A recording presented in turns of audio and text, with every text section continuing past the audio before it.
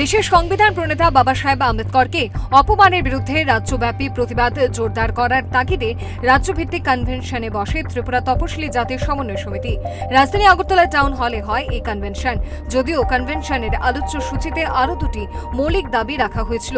মূলত আম্বেদকর ইস্যুতে শান দিতে গেরুয়া ব্রিগেডকে নিশানায় রাখা হয়েছে এই কনভেনশনের মঞ্চ থেকে। এই কর্মসূচিতে উপস্থিত ছিলেন রাজ্যের প্রাক্তন মুখ্যমন্ত্রী মানিক সরকার। তিনিই ছিলেন কনভেনশনের মূল বক্তা। এদিনের সভামঞ্চ থেকে শাসক দল বিজেপিকে নিশানা করেছেন মানিক সরকার।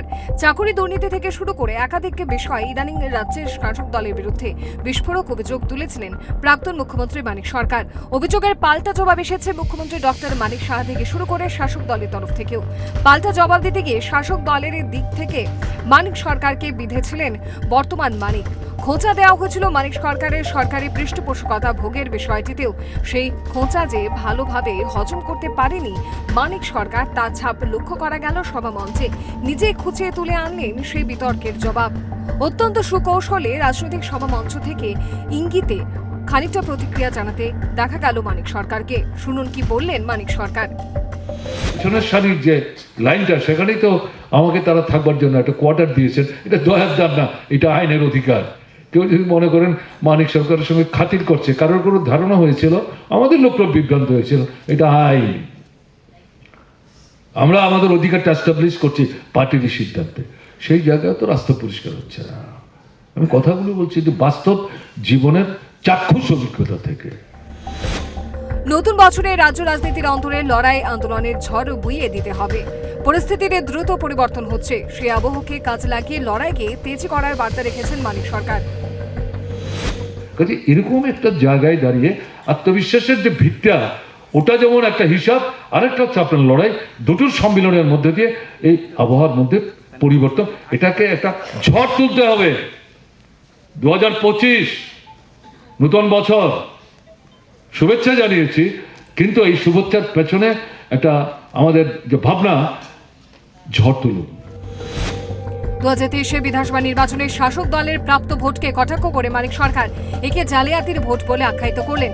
পাশাপাশি বিঁধলেন তীব্রা মথাকেও দাঁড় করিয়েছেন কাঠগড়ায়। দেশের নির্বাচনে 39টা যে ভোট তারা পেয়েছে, এ কি আসল ভোট? আপনারা বিশ্বাস করেন?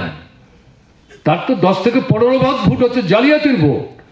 কে জানে না? আপনারা এখানে যারা আসছে, আমার তো বিশ্বাস প্রায় 2/3 আপনারা ভোট দিতে পারেন নিজেদের এলাকায়।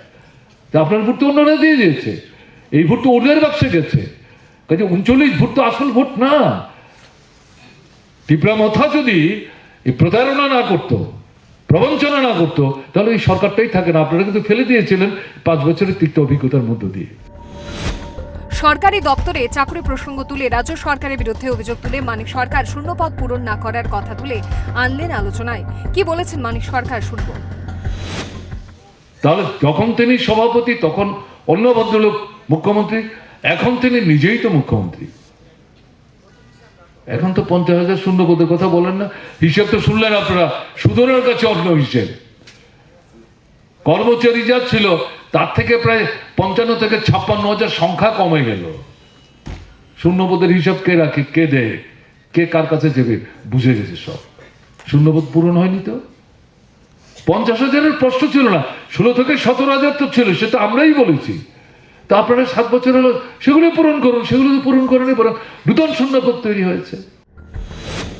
এদিনের কনভেনশনে মানিক সরকার রাজ্যের শাসক দল সহ রাজ্য সরকারের তুমুল সমালোচনা করেছেন। দলের অঙ্গ সংগঠনগুলিকে পুরো মাত্রায় ময়দানমুখী হওয়ার নিদানও দিয়েছেন মানিক সরকার। আন্দোলনের চরিত্র বদল করার পরামর্শ রাখলেন কনভেনশনে।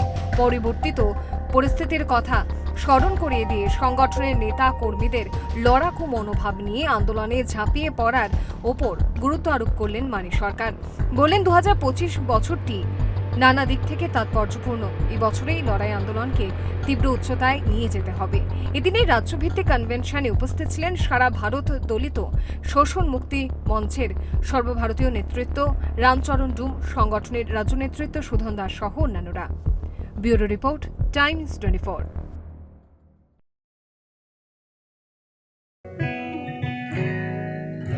জুড়ে থাকে বাঁধন